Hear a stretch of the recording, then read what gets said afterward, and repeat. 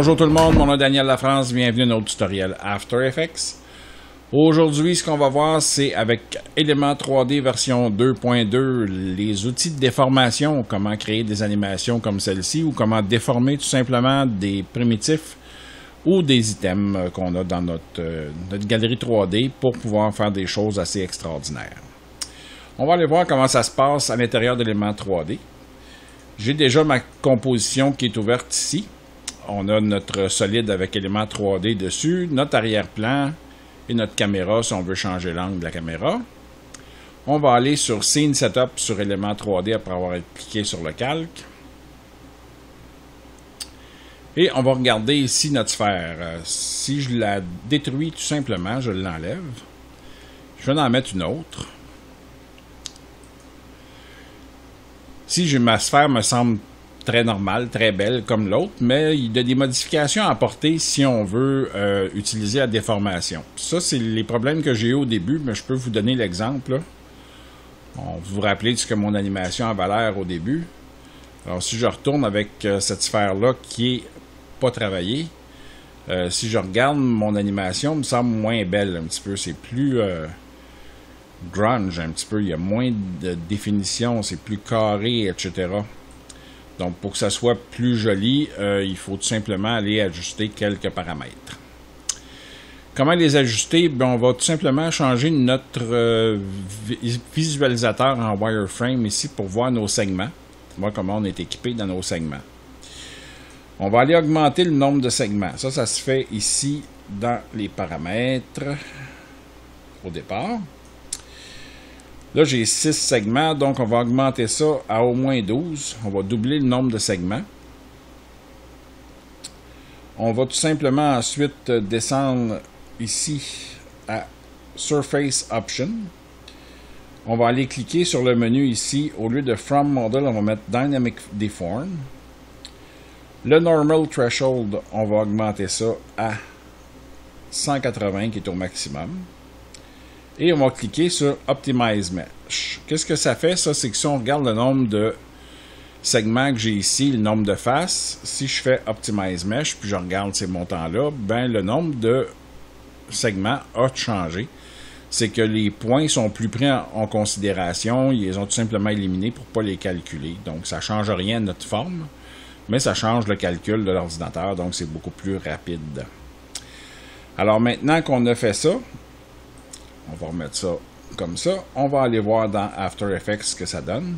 Et là, j'ai retrouvé ma sphère comme tantôt, qui est beaucoup plus smooth, là, beaucoup plus lisse et beaucoup plus organique que ça l'était tantôt. J'ai pas de déformation carrée. Ça a vraiment l'air du caoutchouc, là. Donc, c'est une façon de traiter ces items-là pour que ça soit plus joli. On va essayer avec autre chose. On va faire autre chose. On va tout simplement retourner ici, enlever cette déformation-là. Tout simplement faire un reset. On a ici dans les options de déformation un bouton qui s'appelle Reset là, qui ramène ça aux paramètres d'origine. Donc, si on a des choses qu'on veut recommencer, on peut le faire à partir de là. On va prendre d'autres items. On va tout simplement, exemple, prendre un cylindre comme ça. On va le tourner de côté. On va placer notre vue. Pour le tourner de côté, là, on va tout simplement tenir le bouton majuscule enfoncé avec le cercle.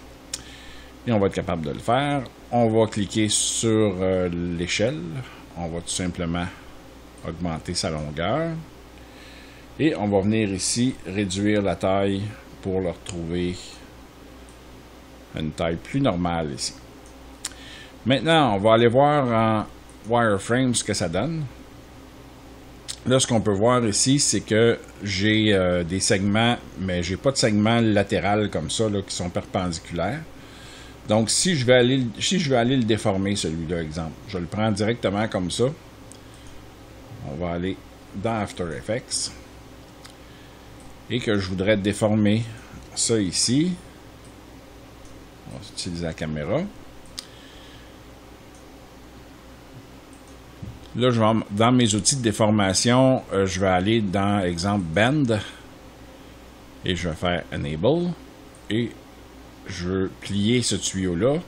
Regardez le problème que j'ai, c'est qu'il y a seulement les bouts qui vont plier parce qu'il n'y a pas de segment pour le faire plier au centre. Donc, ce que je vais faire, je vais tout simplement faire un reset. Mettre ça comme c'était. On va aller s'occuper de notre petit tuyau. Exemple, on va le mettre en plastique noir. Et là, on va lui mettre ça en wireframe. On voit plus grand chose, par exemple. On va le mettre en rouge, tiens. Ah, là, on voit bien. Là, on voit que j'ai des segments au bout ici parce que j'ai probablement un petit chanfrein au début, là, c'est ça. Fait que là, j'ai juste à l'enlever si je veux pas l'avoir. Et là, si je veux ajouter des segments, ben, les côtés devraient être suffisants. J'en ai 30. Au niveau de la hauteur, on peut en mettre comme on veut. Si on veut que ça soit plus doux comme courbe, on va en mettre plus, bien évidemment. Dans ce cas-ci, disons qu'on va en mettre 96, tiens. Puis, on peut rajouter des segments aussi dans les bouts. On peut voir là, que les segments vont augmenter. Donc, dépendant de ce qu'on a besoin comme déformation. On va remettre ça en Shaded. On va arriver ici à nos Surface Options. On va toujours aller mettre Dynamic Deform. On va toujours cranker ça à 180%. Et on va faire Optimize Mesh pour qu'il y ait moins de calcul à faire. On va aller dans After Effects. On retrouve notre tuyau. Notre barre, tiens. On va cliquer sur Déformation. Et là, on va déformer ça. Et là, ça va se déformer de façon beaucoup plus naturelle. Puis là, si je m'en vais à 360, je vais avoir un anneau parfait.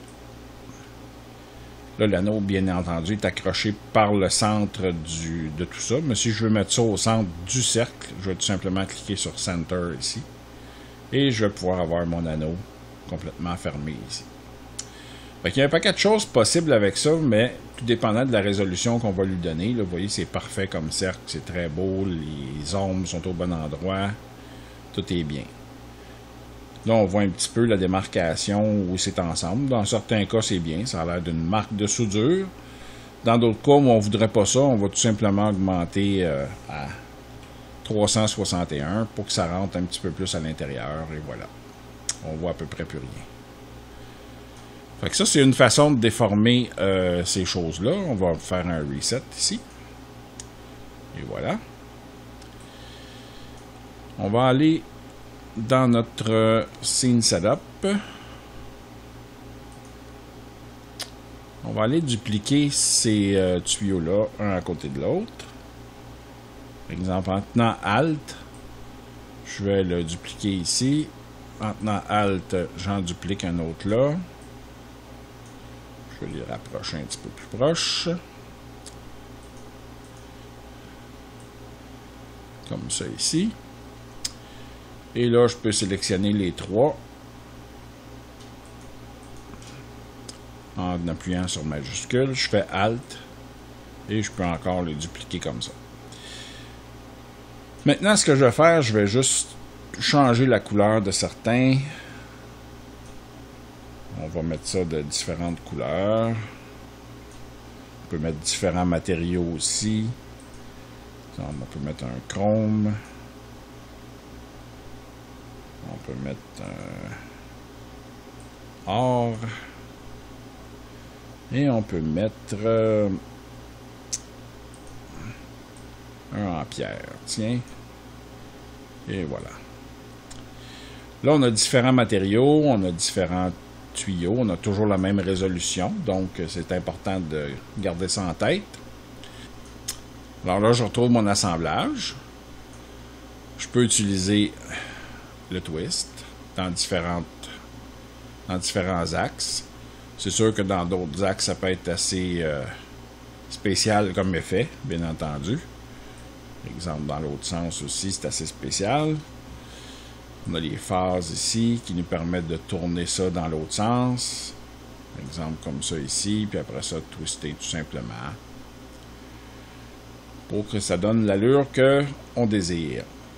L'important de retenir, c'est que si on veut faire des choses malléables comme celle-là, il faut absolument que j'aille dans mon scene setup, aller ajuster mes items pour être capable de les déformer de la façon que je veux. Alors, comme autre exemple, je vais prendre un cube, parce que c'est le plus simple, je pense, des modèles qu'on a en 3D ici. On va aller voir en wireframe. Là, on voit qu'on a 432 segments, puis 204 faces. Puis ça, c'est à cause qu'on a des coins arrondis. Donc, chaque face est calculée, chaque segment est calculé. Si je viens ici dans mon... si je viens ici dans mes ajustements... Si je viens ici dans mes paramètres, je vais être capable, par exemple, d'enlever le chanfrein là, qui est autour. Là, je vais me retrouver avec 24. Je me retrouve... c'est de calice de tabarnak. Plus j'essaye de le faire, plus je suis pas capable. Je sais pas si c'est quoi l'idée, là.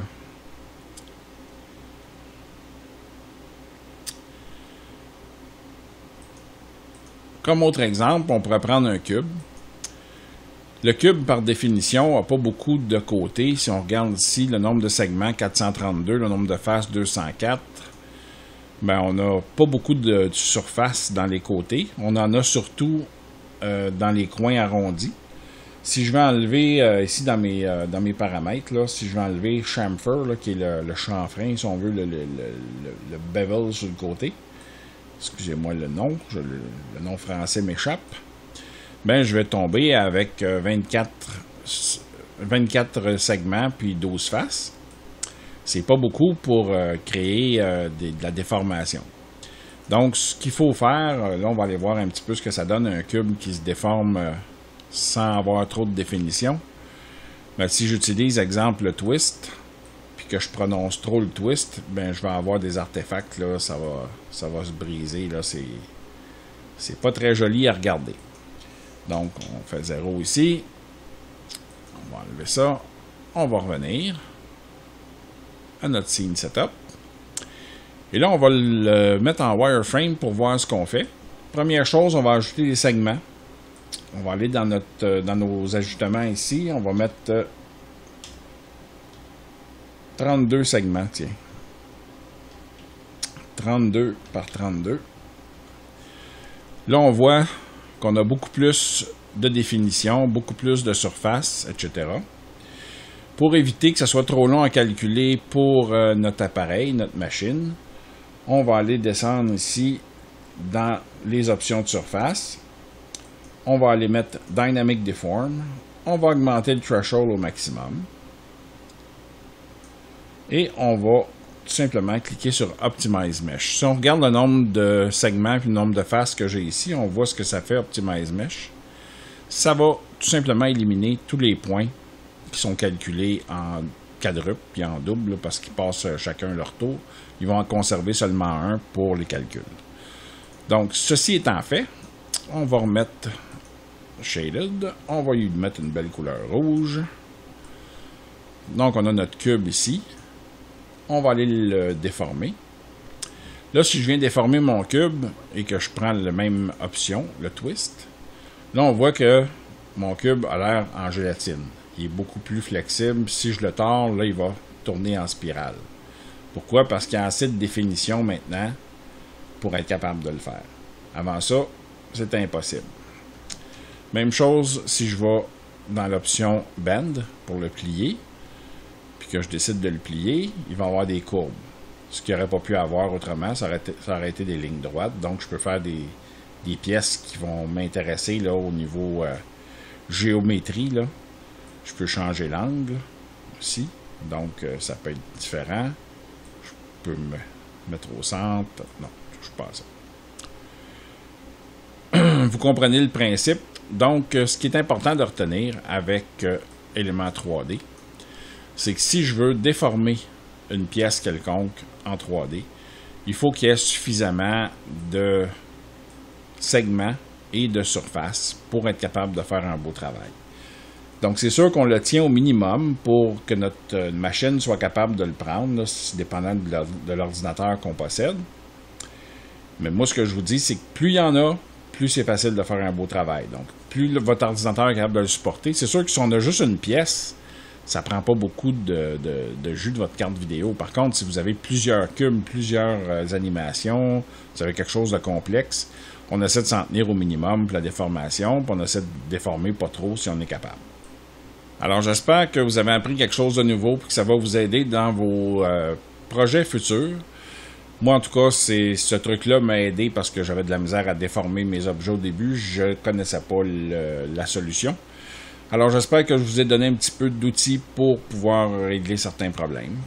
Si vous avez apprécié la vidéo, je vous demande de me faire un pouce en l'air aujourd'hui. Si vous avez très apprécié, mais partagez-la, partagez ma chaîne. Si vous n'êtes pas abonné encore, abonnez-vous.